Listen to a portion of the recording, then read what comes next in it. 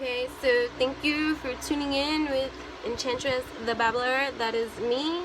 As you can see, okay, so there's so much hype and there's so many things that are going on at this time that this video right here is, I'm supposed to be going somewhere right now. Like, this is just like a little, like, brief little highlight of an uplight of an inner light that had me cracking up last night.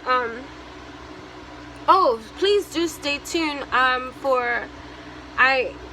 just have to launch my Patreon account, so that is awesome. Yes, so anywho, but that's not what this is about. What this is about was last night I was listening to one of my favorite YouTubers, The Quietest Revolution, Miss Amber Khan. I also follow her on Instagram. Please do follow her. Like, there was something familiar about her when I first came across her page, and there's a certain level of familiarity. I almost got tongue tied, I couldn't say it. Especially when it comes to signs and Gemini flavor season. Like I said, I knew there was something familiar about the essence of her take on things, and she reminds me a lot of, like, she's an older version of, like, my daughter. So just even the way that she speaks and just the readings that she gives and stuff like that, I promise you will not be disappointed with her intuitive guidance that be like on point.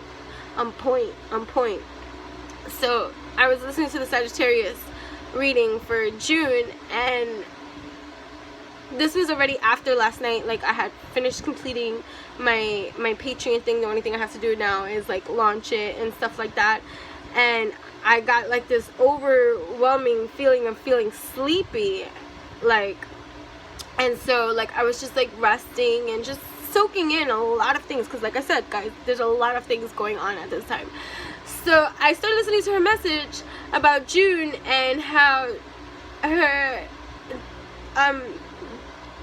articulation of the madness that goes on just even in my Sagittarius mind. Remember, moon in Pisces, rising in Virgo, Venus in Capricorn, and all this other good stuff, you know what I'm saying? And how she was saying that we're never okay if things are okay. And it reminded me of, like, what my daughter had to say, like, in terms of, like, how everything is, like, starting to fall into place and stuff like that. But she brought up post-traumatic stress disorder, The Quietest Revolution. And she was saying, you know, these last couple of years, especially for Sagittarius, it's been insane, like, you know, trauma-filled, so to speak.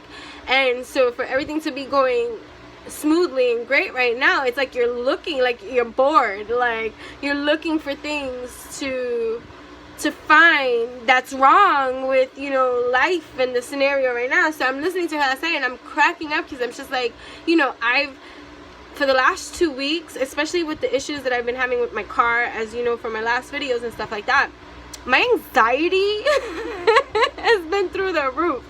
And so, like, even driving the new car with my daughter, and she's like, look at you already looking for something to be wrong with the car and stuff like that. But, you know, and I just think about, you know, the articulation that she gave of just the energies that are flowing for, you know, collectively for the sign of Sagittarius now, especially in the month of June. It's truly insightful, because everything, you know, and then even just for me to even say that I have conflict saying, oh, everything's running smooth. Oh, but you know, with every smooth there comes some roller coaster riding grooves, you know, that you gotta go through the moon and back, dark side of the moon and back, to come back to be like, oh my god, I gotta introspect, reflect, you know, connect, and, you know, isolate and hibernate and all these kind of things to debate.